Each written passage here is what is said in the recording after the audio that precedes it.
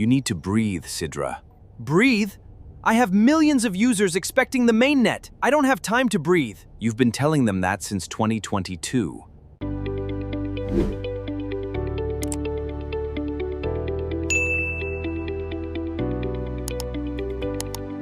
You want to talk about community?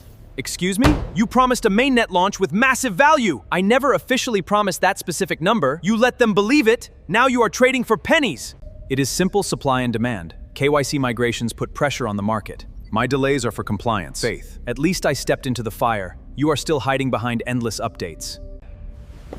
I am going to launch my token very soon. Is that so? Everyone has heard that line for years. Tell me honestly, when are you actually going to launch your coin? I will launch it very soon, I said! Who do you agree with? Let us know in the comments below. Are you Team Pi or Team Sidra? Don't miss the next update. Subscribe to Crypto Guru 200 for more videos like this.